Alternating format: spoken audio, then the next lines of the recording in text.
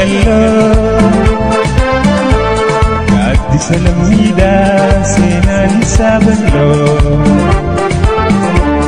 aayaa sirna gadaa caayaa afran kalloo gaaddisa lammiidhaa seenaan isaa bal'oo.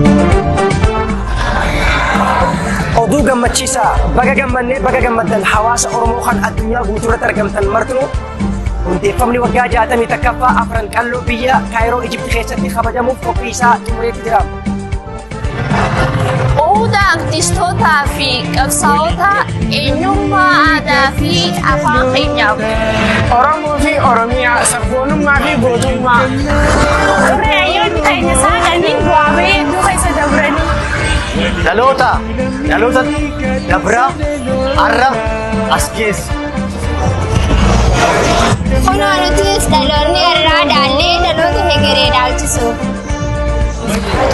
Bara baraan seenaa abbootii keenyaa jiraachisuudhaaf. Yaadannoon itti fufsiisuu kabajuu irratti argamna. Afran qalloon ifa Oromiyaati. Afran qalloon qaanqee saba Oromooti. Afran qalloon madda burqaa artistootaati.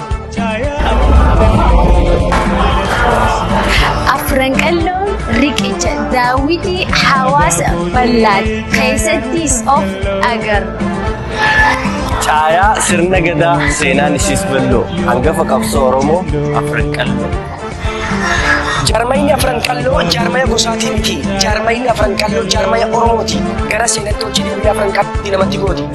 Bara dubbachuun rakkoo bara namni hasaasu. Bara an Oromoodha jechuun lubbuu nama baasu. Bara san jalqabde afran qalloo qabsoo irratti ol kakaasu. Onkololeessa 30 yookaan Oktoobar 30 bara 2023 hin hafnu keenya keessani wajjin bashannanna.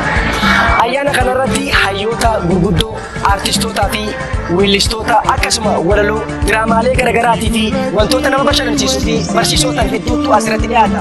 Saniifuu wajjin haa bashannannu keenya keessani. Baga gammannee baga gammaddan. Irra deebi'ee baga geessan baga geenye baga gammanne baga gammaddan Oromoon addunyaa guutuurra jirtan hundinuu guyyaa ayyaana hundeeffamaa afran qalloo waamicha keenya kabajaa akkan hafne duris wajjin turre arras wajjin jirra wilis wajjin jiraannaa afran.